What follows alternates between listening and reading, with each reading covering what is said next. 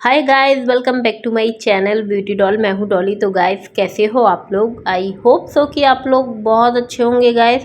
तो गाइस, अभी सुबह का समय है और यहाँ पर मैं लग गई थी सुबह के कामों में। तो गाइस, यहाँ मुझे चेंज करने थे सोफ़े के कवर, क्योंकि मैंने धुले थे तो मैंने सोचा कि चलो इनको चेंज कर दो, दूसरे बिछा देती हूँ। तो मैं वही करने लग गई थी और छोटा वाला आप देख सकते हैं कि सो के उठ गया था। और अगर वो जल्दी सो के उठ जाता है तो मेरे काम ढीले हो जाते हैं, क्योंकि वो मेरे आगे ही पीछे घूमता रहता है। मैं जहाँ काम करती रहती हूँ वहीं वहीं घूमता रहता है। तो आप देख सकते हैं कि बिल्कुल भूत बना हुआ था, बाल बिखरे थे और अभी मैंने इसको बिल्कुल भी रेडी नहीं किया था। वैसे वो सो के उठता है तो मैं उसका मुँह हाथ धुला देती हूँ और बाल भी सही कर देती हूँ। पर अभी मैं लगी थी कामों में और मैं नहा के आ चुकी थी। बस इसी को नहलाना रह गया था और मैंने इसको आराम से बिठा दिया था। मैंने सोचा मैं इसको टीवी में बिता देती हूँ, फिर और जो मेरे काम है मैं जल्दी फटाफट कर लेती हूँ, फिर इसके बाद इसको नहला धुला दूँगी। तो ये आराम से बैठ के देखने लग गया था टीवी। और सुबह से मुझे गाने सुनने का भी बहुत शौक़ है। जब मैं काम करती हूँ ना, बहुत स्लोली आवाज़ में सॉन्ग सुनती हूँ और इसको भी ये देखता रहता है, पता नहीं क्या। तो इसको भी आदत हो गई है, कार्टून भी देख लेता है और सॉन्ग भी देख लेता है और सॉन्ग में तो वो डांस भी कर लेता है। फिर गाइस, मैं आ गई थी बेडरूम में और मैंने सोचा कि चलो बच्चा सो के उठ ही गया है तो सबसे पहले जो सामान बिखरा पड़ा है वो मैं सारा सेट कर देती हूँ। जैसे कि बेड शीटें वगैरह लगा देती हूँ और साफ़ कर देती हूँ सारी चीज़ें। तो यहाँ पर मैं सबसे पहले बेड शीट सही करने लग गई थी और सुबह के सारे काम थे वो तो मैंने निपटाई लिए थे। और सुबह से मैं झाड़ू पोछा ज़रूर लगा लेती हूँ, लेकिन केवल जो बेडशीटें रहती हैं वही बाई चांस मैं बाद में सही करती हूँ। अगर बच्चा सो के जल्दी उठ जाते हैं और मैं झाड़ू पोछा नहीं कर पाती हूँ तो मैं पहले भी सही कर देती हूँ। वो तो बच्चे उठते हैं, मैं उसी हिसाब से काम कर लेती हूँ। फिर मैं गाइस आ गई थी दूसरे रूम में और इस बेड की बेडशीट भी मेरे को सही नहीं लग रही थी तो मैंने कहा कि चलो इसको भी बिछा देती हूँ। और आप देख सकते हैं कि ये मेरे पीछे पीछे फिर आ गया था।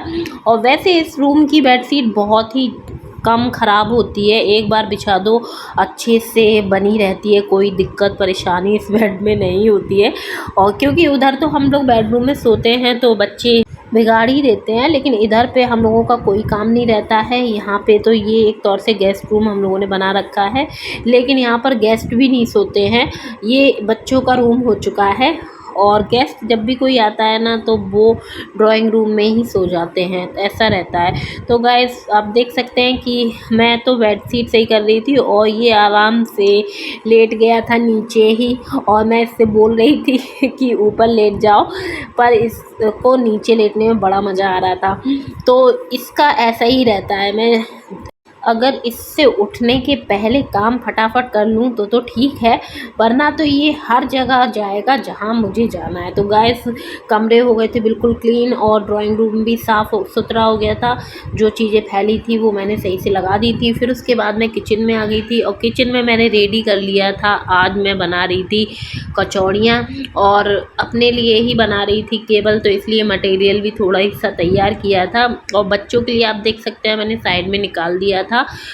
पर मेरा जो बच्चा यशवी है वो कचौड़ी नहीं खाता है, तो इसलिए मैं उसके लिए पराठे बनाऊंगी। और यहाँ पर मैंने आटा भी लगा लिया है।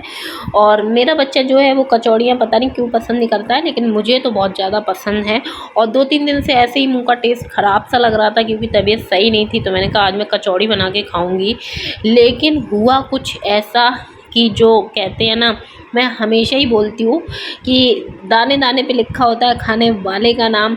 और मैंने बनाने के लिए सारी चीज़ें अपने लिए तैयार की थी, पर शायद वो किसी और के ही नसीब में थी।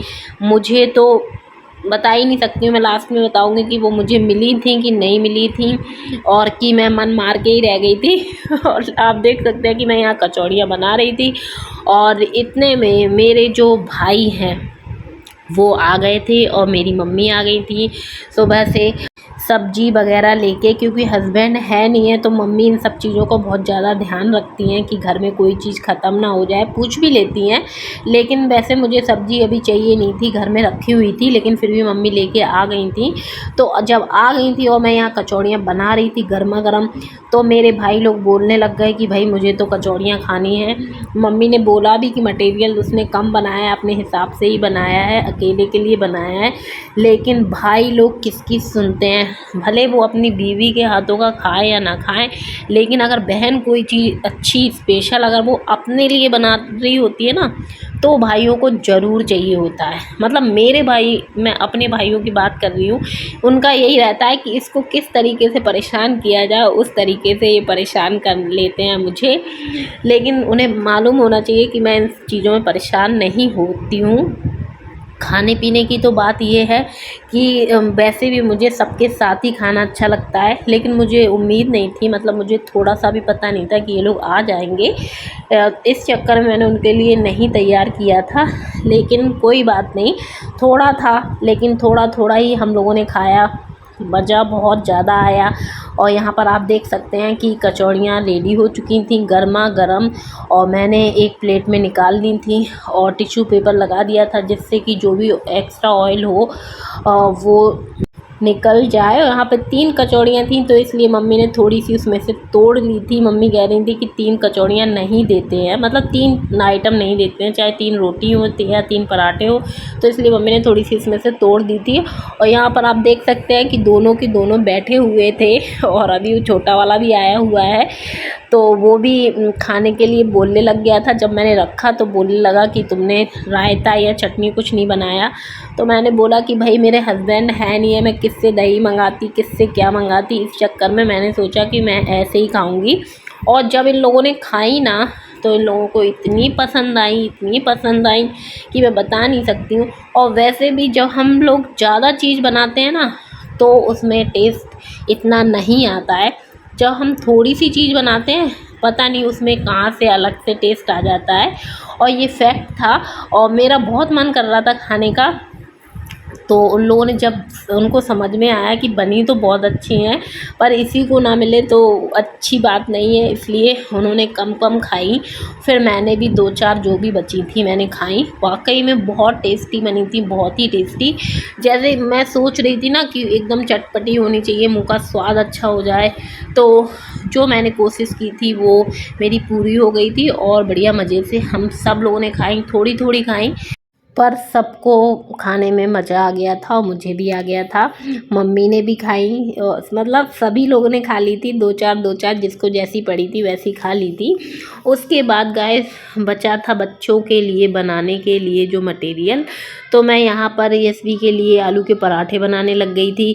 जैसे कि मैंने पहले ही बताया है कि मेरा जो लड़का है बड़ा वाला, वो कचौड़ियाँ नहीं पसंद करता है, तो इस चक्कर में फिर मैं उसके लिए बनाने लग गई थी। और मैंने आटा वगैरह दोबारा लगाया था, तो थोड़ा बहुत काम तो बढ़ गया था। और वैसे भी जो चीज़ सोचते नहीं है, अगर वो होती है ना, तो कुछ ना कुछ चीज़ें जो हम लोगों ने मैनेज करके रखी होती हैं ना, वो डिसबैलेंस हो ही जाती हैं। वो किसी भी चीज़ में ले लो, चाहे खाने पीने में ले लो या फिर घर की किसी चीज़ में ले लो, किसी भी चीज़ में ले लो।